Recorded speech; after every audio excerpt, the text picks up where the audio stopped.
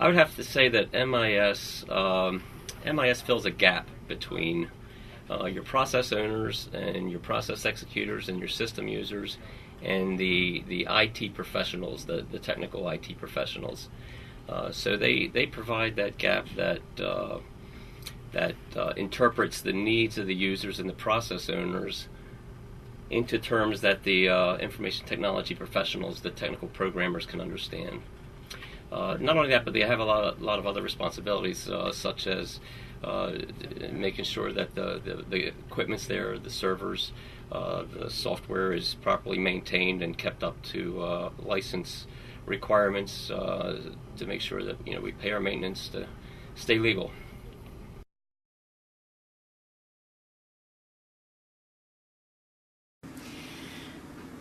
Sometimes you feel like you just want to talk to IT. Because it's a middle person. It's like the game of telephone, how well things get translated from the business to somebody else, from somebody else to another third party, from that third party to the fourth party, and at the end of the day, do they really get it? And which is why sometimes with our system admin folks, we try to pull everybody into the same room, because we don't want to rely on that middle person to translate what we're talking about. We want to say it and have IT listen and really get it.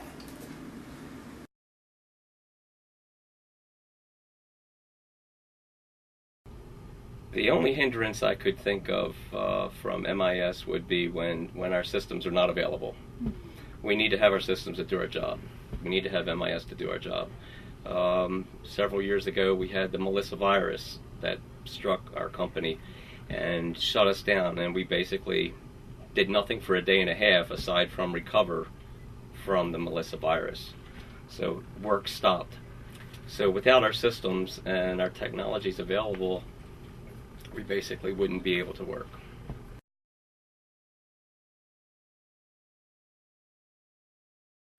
It's more efficient.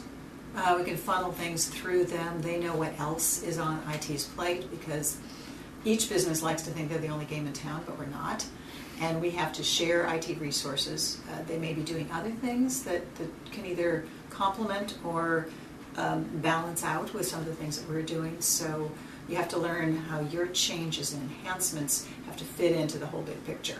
I think that's where MIS helps, because they should understand the bigger picture. What else is going on? What other projects are in flight? What are the go-live dates for other things that you either have to be in front of or behind?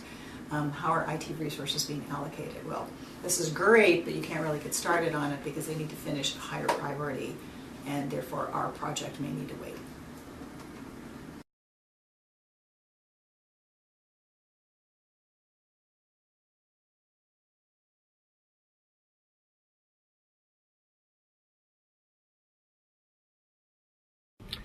Well, our organization wouldn't exist without MIS. My organization is a bunch of MIS professionals, and the Lockheed Martin organization is heavily dependent on MIS-provided systems in order to function.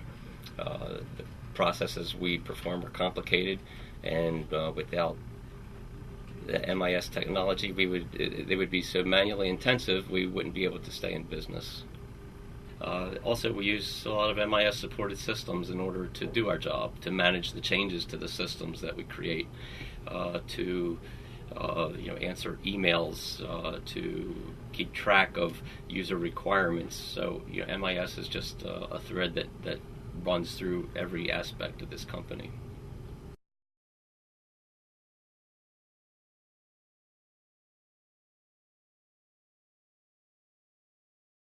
You can't do your work without it. I mean, I really, really believe that technology is a piece of every single thing that we do, and technology never is quite as good as you want it to be. And the MIS organization is part of the team which helps get it to a higher user satisfaction.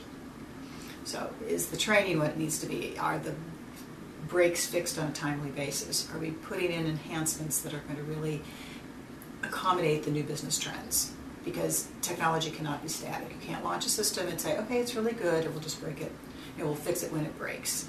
You have to constantly be taking it to a higher level, or it's not going to work for the users.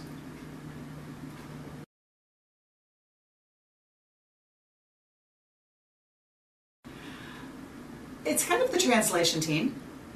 I always say I speak business, and I know enough about IT to appreciate what they're doing.